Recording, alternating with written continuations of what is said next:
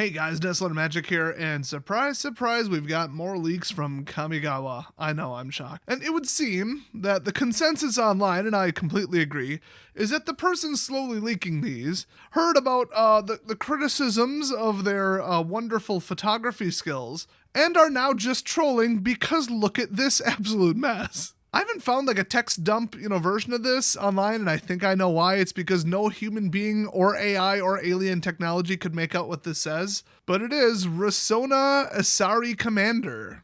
Looks to be some kind of fancy showcase frame, probably legendary. Looks like 1 plus red plus white. And the first keyword there is either menace, mulch, munch, or haste. Okay, Menace and Ace we've heard of, but that honestly, from a distance, looks like either mulch or munch. Which one would you rather see in the game? I feel like mulch has already been a thing. Let's go with munch. I think in context it's haste though. I tried to make sense of this and I got nothing useful. Like the second paragraph starts with whenever combat damage and then giant Goku level solar flare. And then it looks like something indestructible, something. And then the first part is whenever, and then probably the name of the card. And then combat damage, something. I think the third line is have on, which is interesting. And then it sounds like indestructible. I don't know. All I know is those are some pretty spicy keywords. I mean, the word indestructible is referenced twice. Actually, it's the first word in the fourth line, too. Yeah, sounds like some kind of white-red blitz thing. Obviously, haste. Is it meant to go in the equipment deck? I don't know. It sounds like Kamigawa is just an upgrade for a bunch of past decks, which, if that's the case, okay, fine. But I still think already, like, the green-white enchantments deck is already pretty good. White-blue is good. I haven't seen green-white-blue yet, but I assume it's doable. Well, whatever the next one we've got is Junji, the Midnight Sky. It's a double black plus 3 legendary creature dragon spirit, and it has flying and menace and 5/5. So, that's pretty decent. And then when it dies, choose one. And you guys know I love modal abilities, and I love stuff that's like, okay, I've just been set back. What am I going to do about it? And to pack the trigger into the death, there we go. Now, I'm not talking about, whole full-blown Control-Z undo cards where it's like, every creature that went to the graveyard this turn, put it back into play. But if there was an enchantment that did something actually useful, and then on the bottom said, if 5 or more creatures died this turn, take 2 creatures out of your graveyard and put them in your hand.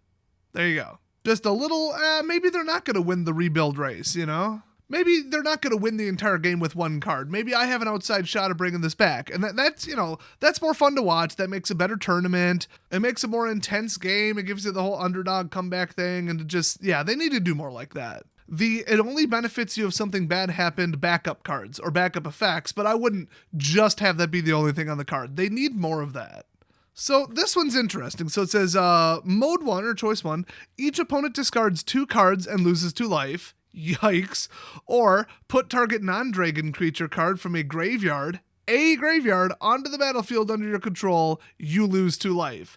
As if 2 life is going to make a damn ounce of difference. So it's just Zerda Sand, but less dickish, and you can see it coming. So I guess it's not as bad, but I don't like the whole unlimited resurrection, no limit on size, no limit on color. No, it's not even limited to your own damn graveyard. I mean, this is ridiculous.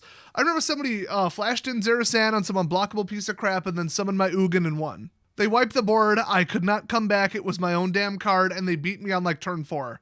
I mean, that is unacceptable. So unlimited free casting out of anybody's graveyard is absolutely ridiculous. But your Flying Menace 5/5 has to die first, plus you have to actually get it out first. So it's going to be late game.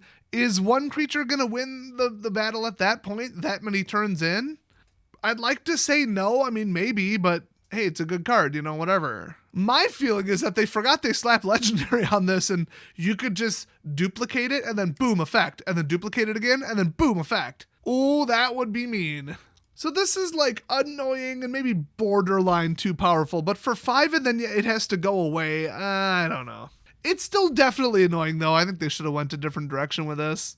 But we all know that what goes through their mind is, 1, what would be really cool at a tournament because they only hire ex-pro players. And then 2, for the couple people who aren't ex-pro players, ooh, big special named dragon. It's a legendary and mythic. What should we do that's really powerful and splashy that black does? Oh yeah, resurrect something from anywhere. Okay, that fits and matches the lore. Okay, nobody cares about the lore when you ruin the game.